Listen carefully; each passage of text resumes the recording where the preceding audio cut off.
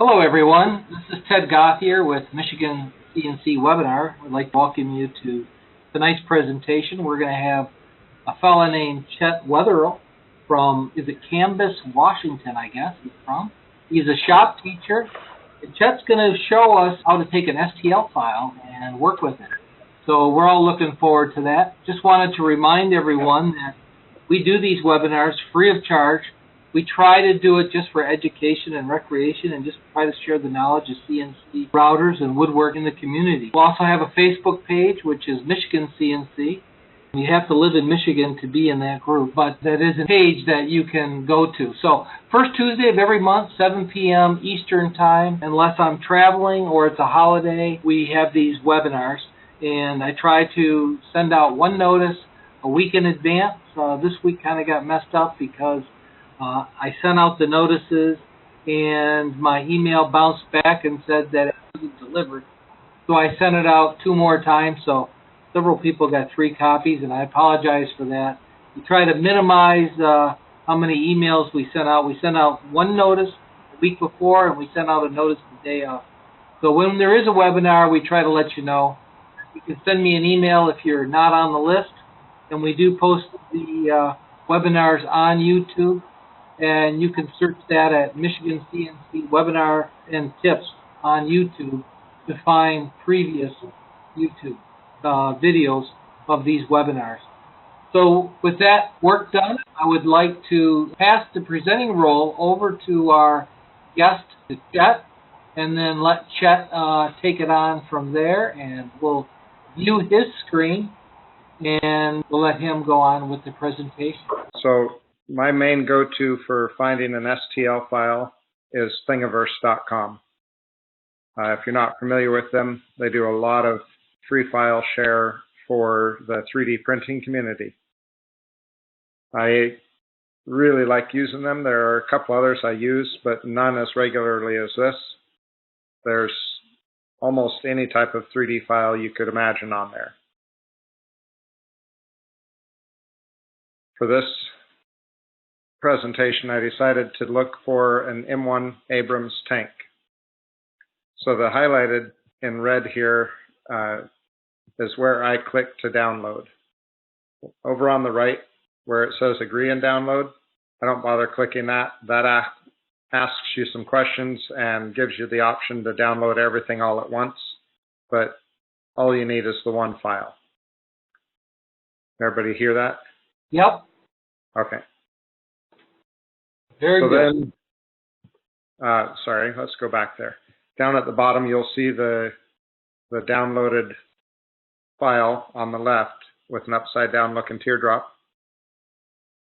And in my Vectric software, I set up a job size of what I think I will need when I do the import. Plain and simple, we're all used to that, I presume. And next, I go to my modeling tab, and up at the top left, you'll see the folder with what looks to be a bird circled in red. That's the import file folder. You can also do this by clicking on File or on Model, and you can import from either of those up on the top left of your screen. Once I've clicked that button, I want to go to the file location that I downloaded it into. So if I downloaded it and put it immediately in Documents, that's where I'd want to go. But you can see here, I'm looking in Downloads,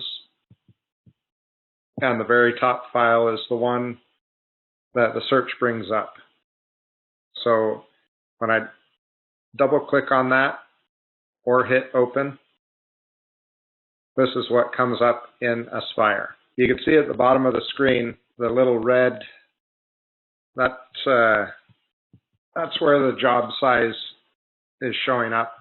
And what you're seeing here is the way the model was either saved in Thingiverse or created and then saved. That's just the way it imports. Don't be worried about that. You can use the buttons up at the top left for initial orientation to switch it around. So just experiment with those. click on those until you find the one that brings it to the perspective that you want. When I saw this import in my mind's eye, I thought I'd like a side view where I can see the barrel and maybe some of the top of the tank as well. So looking at it from the right side of the model turned out to be the one I wanted. After I clicked around on each button to see what all they presented us with, this is the one I chose. Never be afraid to click on any of them. It's nothing you can't undo. And if you accidentally hit OK and have imported it and then you're not happy with it, all you have to do is hit Control-Z or delete and start again. It's no big deal. So the next thing you need to change for the aspect of that model is the model size. Most of the time when you are importing a model, you're importing something built in millimeters. And we want to rescale that to inches. So you can use the scale millimeter to inches button, or you can just automatically adjust it by number in the model size.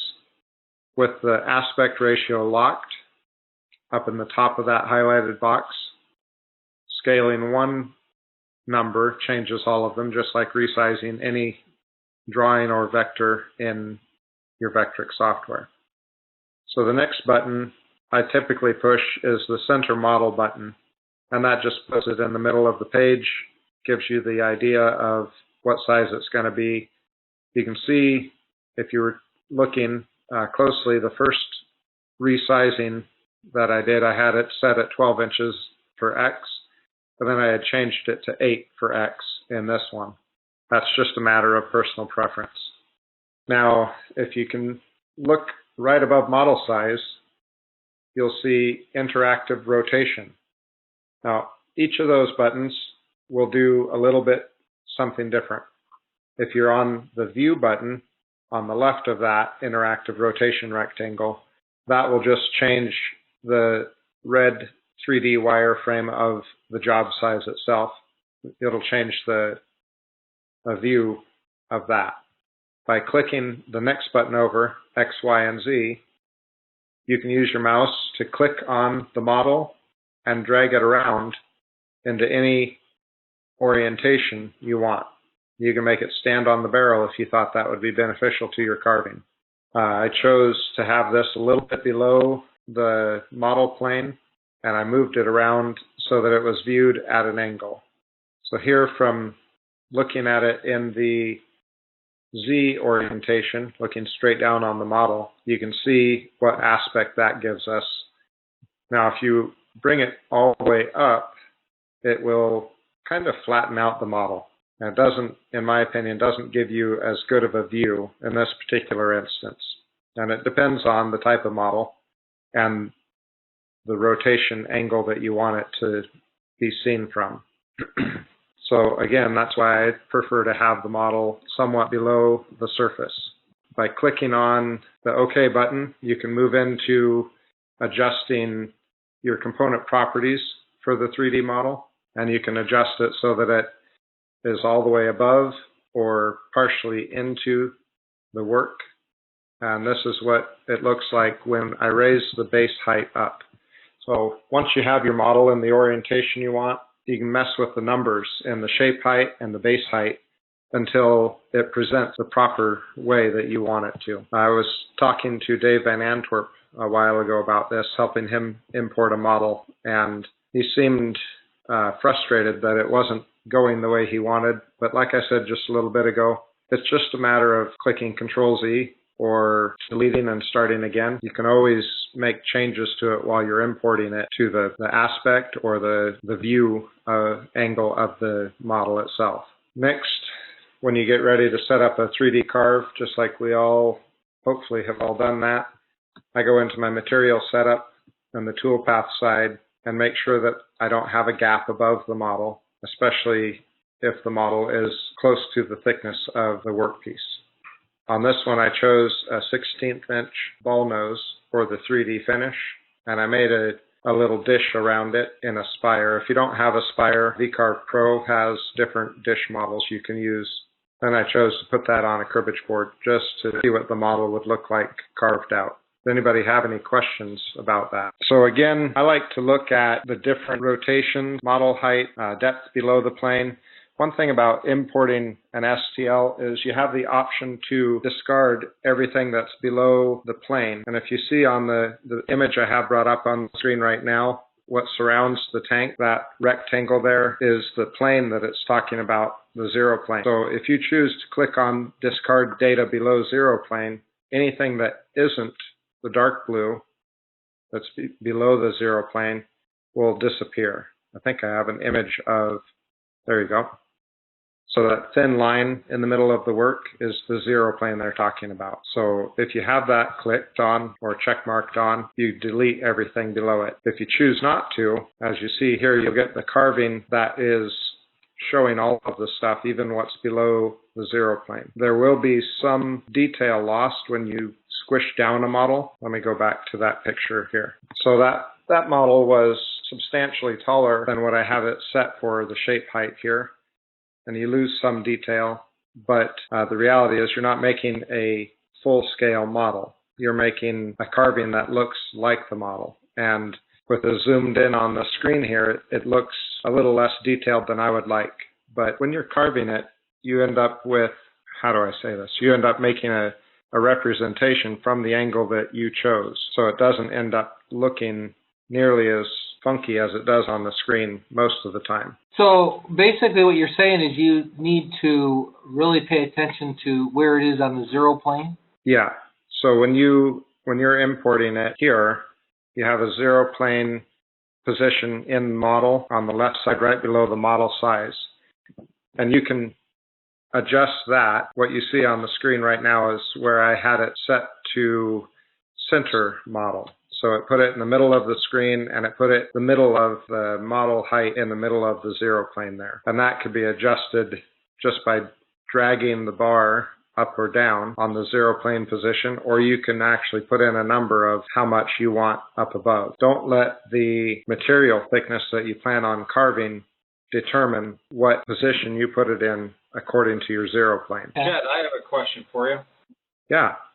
On your on the game board that you had, do you have to carve dish out first and then place this into the dish? Not at all. So let me go to the 2D view and turn on the layers. Okay. Got the model turned on. Bring to the front.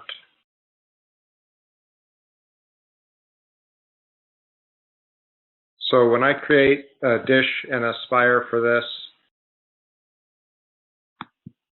I use the little oval line like we've all been taught. And then when I go for the carve, let's see, open this up. You can see here I have selected just this outside line of the oval. And that allows the machine to carve everything. Even though you can see that it's traced, the whole thing is traced,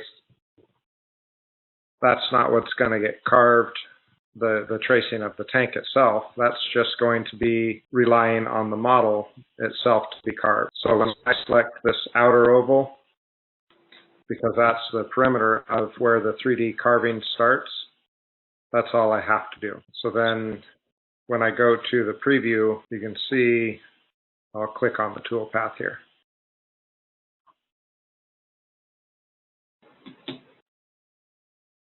You can see all of the different parts of the tank there that are going to be carved. And that's the only thing I'm selecting then is the boundary of the model itself. Now, one thing to notice, I don't know if you saw that when I zoomed in on the model of the carving. Over here on the right, there's a little bit of an indent in the dish where the tank is. Now that's the result of leaving it below the zero plane. And the reason I chose to do that was, as I said earlier, when I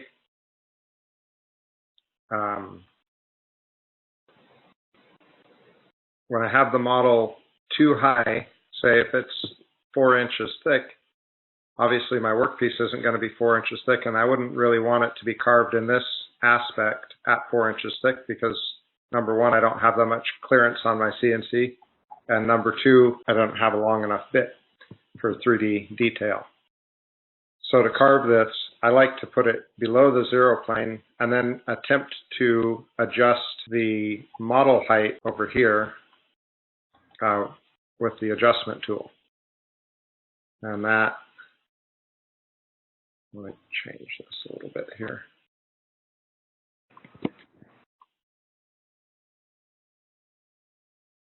So when you have it in a dish and you set the zero plane, I guess I should ask, is everyone familiar with setting up a zero plane for a dished model? I have tried it. I haven't been very... Yeah, I think it would be great if maybe we could take a moment and maybe just start from the beginning and kind of not really have to go step by step, but I mean what the process is like, okay, we got a board, we're going to draw a circle, then how do we go to Thingiverse and do all that first and then save it and put it in there? So actually each step along the way to do that process. Well, if you guys are able to see my screen successfully here, then I will just go through the whole process. That'd be great. All right. So I'll delete all these models. And if you guys can bear with me, we'll get her done. Thank you. Okay. So let's go back to what I said in the beginning. I'm going to go up here to my Import Model tab into the Downloads section. And I typed in M1 in the search for it. I never type the whole name. I only type whatever it starts with. That just makes it simpler. Then I double-click on the item itself. Remember, we said the right orientation was correct. Now I want to use the center model button and scale inches to millimeter. And you can see it now. Let me get rid of the toolpath tab. You can see it now brought into the work zone. We had 8 inches set up for our model size, just to fit it inside of the oval that I had. And now, because of where we're at in the interactive ratio, I can click and drag the wireframe of my 3D work area and move it around however I want. I prefer to look at it in Z most of the time because that's the way that I'm going to see the model itself. So I'll click on the Z up in my top right, and then I'll change the interactive rotation to the XYZ, and I'll move the model where I think I want it.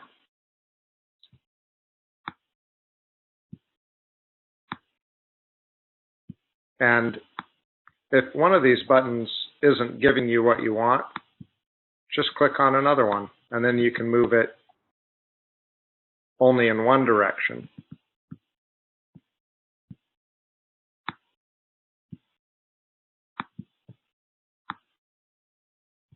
So I'll move it around until it's kind of where I think I want it. And then I will leave this alone here in the middle of the zero plane. Well, actually, let's move it down just a little bit. That'll bring, oh, wrong way. Let's go 2 inches. That'll bring a lot more of the model up above.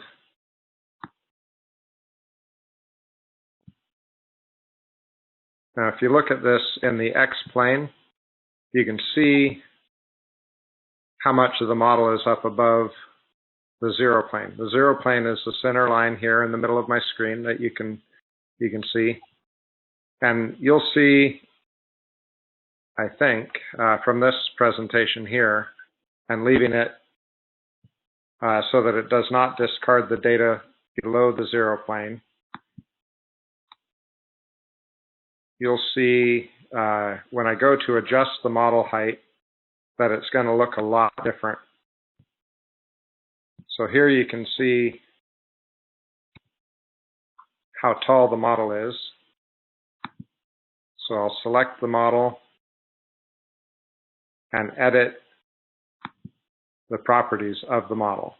Obviously, we can't be 3 inches above or 3.5 inches above our zero plane. So we're going to go with 3/8 of an inch and see what that gives us. And like I said before, in Z, you're going to see the way it will look for you. I think that's actually pretty decent. It didn't lose too much detail.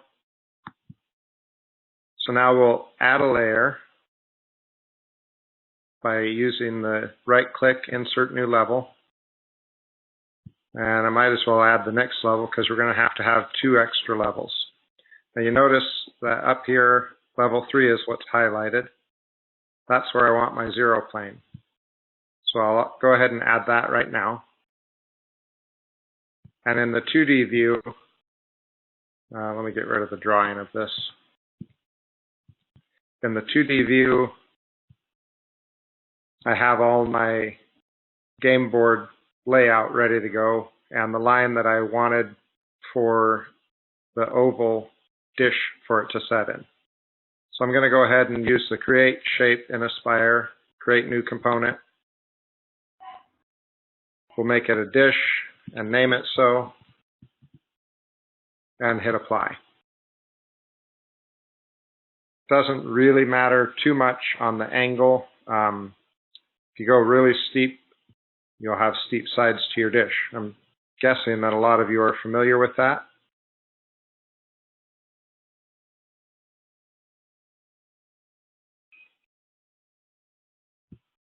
So one thing I'm going to do is highlight both the zero plane and the dish. Now I'm going to move a copy of those by hitting duplicate. I'm going to move that down into level 2.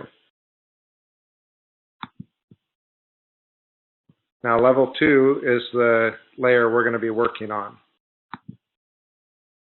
And I'm going to use the right-click button on the dish itself. I'm sorry, no I'm not. I'm going to use the change properties, component properties. I'm going to name this dome. And I'm going to change this to a 1. And I'm going to change it to a multiply. Now anything that we multiply by 0, we get 0 out of, right? Anything we multiply by 1, we get 1 out of.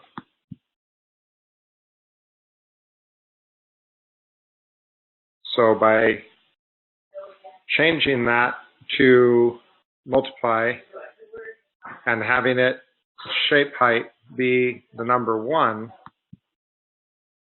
that's going to do, it's going to present the model right on top of the dish. So now if I look at that in 3D view, you'll see the model is green. That's what I have highlighted here.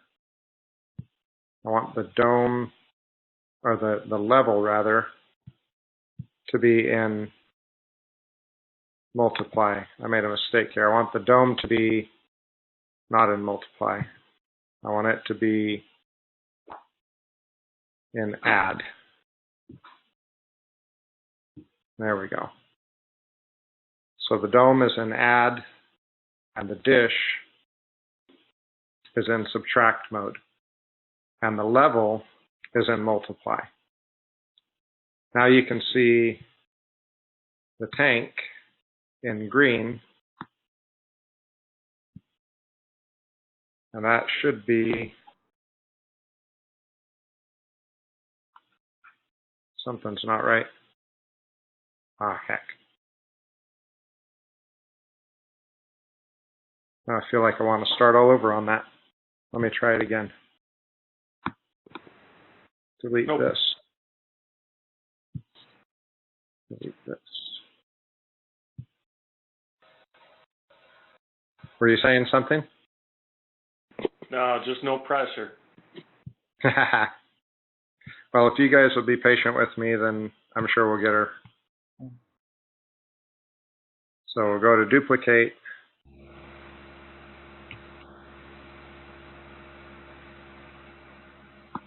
And, you know, it's like I said a little bit ago, too. It doesn't matter if it doesn't look right the first time.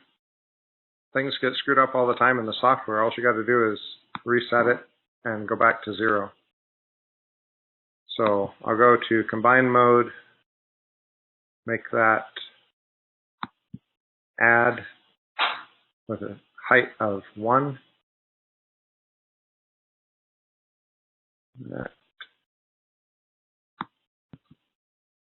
Name that dome. Doom. That's not what I wanted to name it.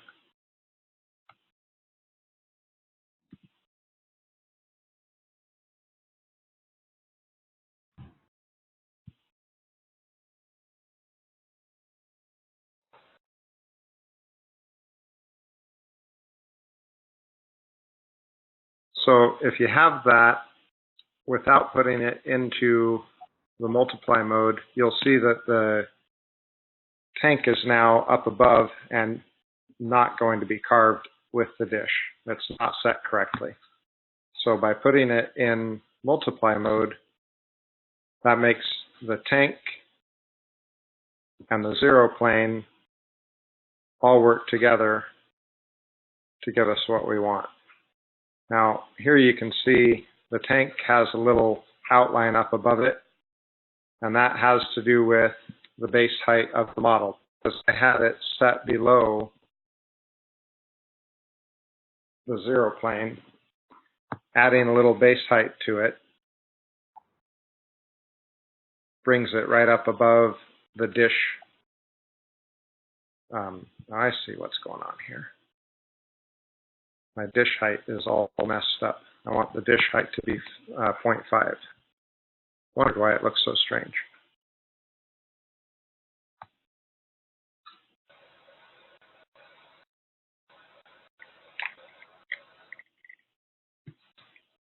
So now with the dish height appropriately set at 0.5 and the model height set up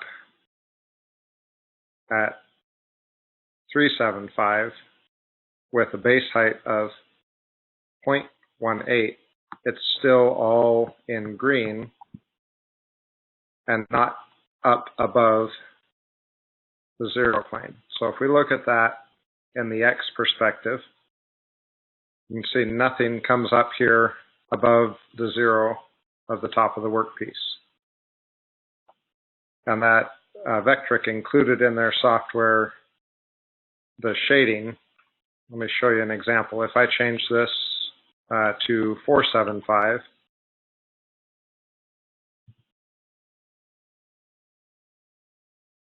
for the model height, you'll see it pop up above the top of the carved out dish. Oh, it made a liar out of me. Let me change that to this.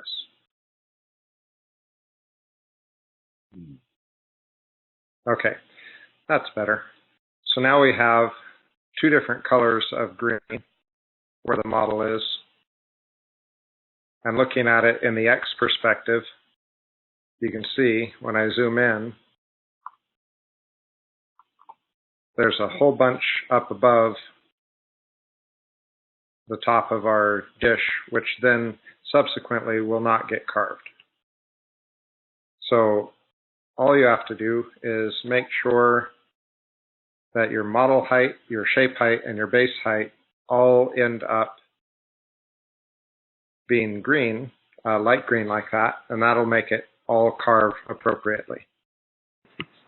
So, does anybody have any questions about adding a 0 plane? Thanks for going through that, Chet. Oh, my pleasure. can you go into your toolpath tab? Your toolpath tab? Because I know you're saying that sometimes I know a lot of questions I see on the fan pages of Facebook. Individuals have an issue with doing a lot of air carving. Sure. And a brief of what I usually practice to eliminate a lot of air carving. Most of the time, I always set my let's see, go to where the material setup set. Hey, John, Dave, it's 7:30. I'm going to be hitting the head sack soon because I go around 8:30 or so. Get up at 5 though. So, John, you need to turn your speaker off. Crazy goals. But I wanted to tell you that I'm looking forward to having you come over. Okay. I can't understand what's being said there. Okay. So normally what I do is in the model position and material, I always set a gap above material to point to something like 0.04, and that always eliminate my air carving or missing the carving where you don't have a flat spot on the material. Right. And that also can be eliminated by creating your zero plane properly as well. Okay. So if you that helps you. Okay. So the zero plane helps bring the model in a dish nice and flush to the top of your work surface. Okay. And then if you want to do a slight gap above the model, then that will actually push it down into the surface and give you a little rim around the dish. That's what, when I was showing the slideshow earlier, I said make sure that your gap above model is set to 0. Right. That's because my goal for most of these is to not have any visible rim at all on my dish. Okay. So once I set the material up, once I set the model up the way I want it, I go and look in material setup, make sure that the model thickness is right and the gap above model is set to 0. Gives me a nice smooth transition. Then when I'm ready to carve a 3D file, you can see here that I don't have a roughing set up at all on my toolpaths. I don't think that there's any reason to, so long as the model itself isn't higher than the flutes of your carving bit. Correct. So if I have a carving bit that has a 3/4 inch long flute, if I'm using a tapered ball nose and it has a 3/4 inch long flute, I'm more than happy to carve anything up to 0.6 of an inch. Doesn't bug me a bit. That's what it's made for. The sides of the flutes are meant to cut. That's where they're sharp. So especially when I put a model in a dish, I can know that the lowest part here, you can see down at the bottom of my screen, is going to be where are we at here? 0.44 about. I know for a fact that I've got, on my 16th inch, I've got a 1/2 inch of carving. So I'm not worried about running a roughing tool path at all, even on this one. I'll just let her rip. So to set up, I will open the 3D carve and select this outside line, like I said earlier, and have that ready for my selected vector for the machining limit boundary. Now, one thing I've noticed in some of the items that I've carved, if I put a boundary offset on, say I for some reason, wish it to carve outside of the vector boundary that I set up, every time I do that, it air carves at the end of every run. So if I'm going in raster, which is my preferred, it will go out to the edge and then lift up and go back down. Now, if you want to add hours and hours to your carve for no good reason, go ahead and do that. It's actually a little easier to not have a boundary offset and have it carve to a larger boundary. That's a subject for a different type of file. But on this particular file, we're just going to carve right to the edge of our oval. So I'll hit calculate. I've already done that, so I'm not going to currently. And then in the preview, you'll see what we came up with. So let's actually, you know what, let's go ahead and calculate that, because I did make the model brand new. So we'll bear with it a minute and have it calculate it all out for us.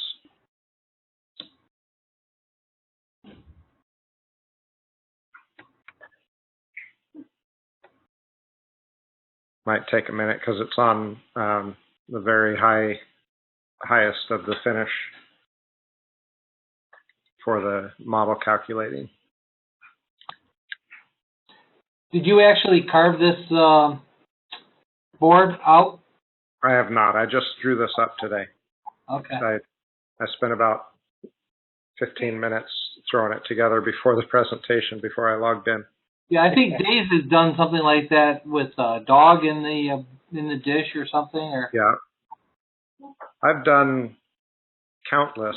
And we can go back over to my photos after this is done, and I'll show you a handful of cribbage boards that I've made. But so many. Once I learned how to do a zero plane, it changed everything about how I added 3D models into my carvings. It's ironic that you brought this up, because I need to learn zero plane, because I'm making some of these chairs, the breakdown chairs. Yeah. And I've already cut them out, and I've been wanting to do like little dish carvings in the center of them. I think it would be faster than me trying to just mill out the whole design. I think just doing the dish carving in the middle of them will be nice. So it's ironic that you did this today for a presentation. So here you can see there is a little model loss of detail. We could clean that up a little bit by reprogramming with a 1/32 inch bit, or smaller if you guys wanted to. Chad, I didn't see the indent that was on the back in your first rendering. I didn't see the where you had that indentation on the upper right side of the tank, or back side of the tank, I guess. It is not there on this one because apparently I got it set up a little bit better. Okay, that's what I was go right wondering. into Z and zoom in. Yeah, it's not there at all on this one. I must have set it up better. Perfect. I thought it looked better. I just didn't. I was trying to understand what that was in the other one. Right. So the reason that showed up in the other one was we had even in this one, we had the model below the zero plane center of the board when we imported it. And then back over here in modeling, when we go to the model itself, you can see the base height over here on the left. By adding a little base height to that modified how it fell in to the dish. I think that answers it perfectly, because that was one of the differences, the base height. Yeah, exactly. So let me flip back over to the photos, and we'll go do an album real quick. Thank you, Chet. Got a lot of nice stuff. Yes, I thank appreciate you. That was nice. Thank you very much for taking the time out of your evening or afternoon there in Washington, sharing that with us. I can tell you personally, I've been showed this zero plane a half a dozen times, and your explanation was very enlightening to me. It was simpler than others have tried to explain, and I found it very interesting. So I'll post it up on YouTube, and then that everybody can use it as a refresher. So once again, Chet, thank you very much. I'm going to go ahead and stop the recording here. I just want to remind everybody that we do these seminars the first Tuesday of every month at 7 p.m. If you're not on the notification list, send me an email, and I'd be happy to put you on and give you the password so you can participate in live events. Thank you once again, and good night, everybody. Good night. Good night.